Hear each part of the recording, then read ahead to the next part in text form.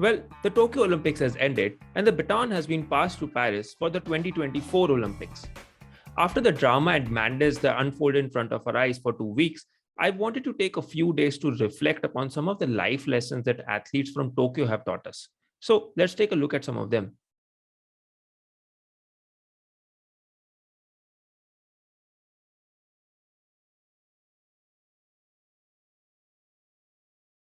The tears from Tom Daley after he and his partner Matty Lee took gold in men's synchronized 10 meters represented the culmination of a lifetime's work.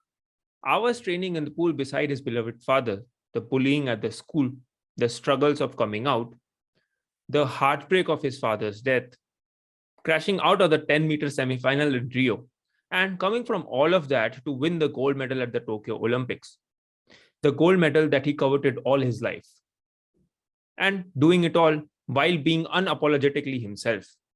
Daley has redefined what it means to be a man in sport, talking about his sexuality with openness and sincerity. Thanks to trailblazers such as Daley, this has been a rainbow Olympics with at least 172 LGBTQ plus athletes competing at Tokyo, 3 times more than in Rio.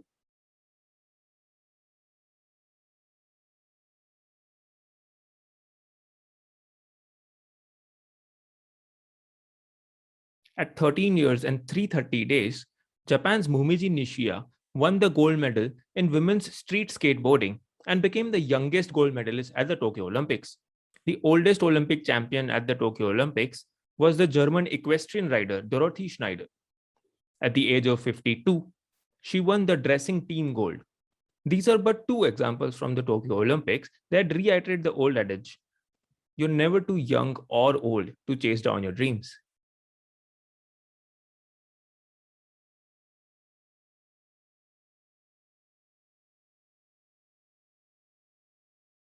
Simone Biles, widely acknowledged as the greatest female gymnast ever, arrived at the Tokyo Olympics with the weight of the world on her shoulders. Commentators were predicting a clean sweep for her, but things began to go wrong in the qualifying stages. Biles subsequently pulled out of the women's all around and the women's team event, explaining that she had lost her air awareness and was also struggling with her mental health.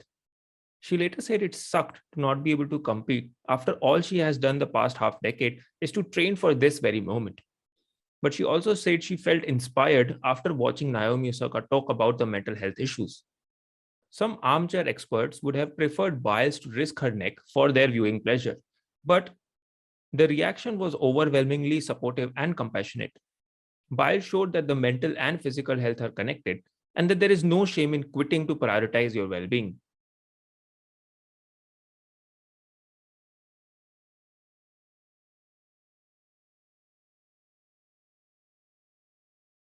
The New Zealand rugby player Tui is a charisma atom bomb.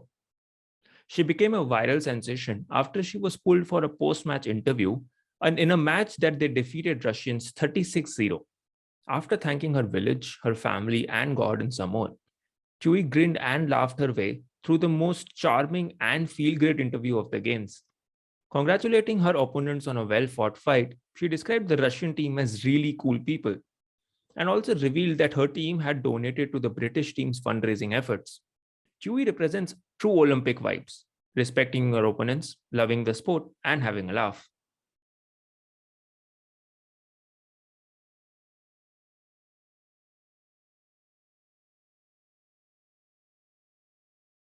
The Olympics is not just about the medals, but also, as the Games Charter puts it, solidarity, friendship, and fair play.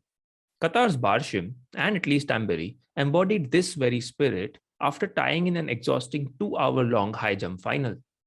They were offered the opportunity to have a jump off. Instead, Barshim asked the official if they could have two golds. If you agree to share, came the response. History, my friend, said Barshim, shaking Tamberi's hand. It was a joyous example of sportsmanship at its best.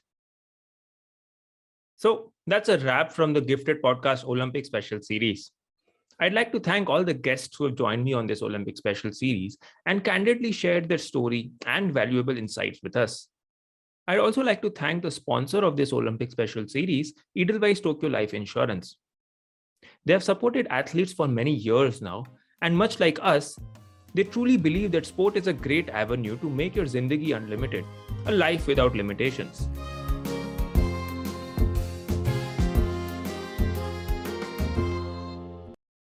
And while the Tokyo Olympics has ended, another big boost of inspiration is coming our way in the form of the Paralympics.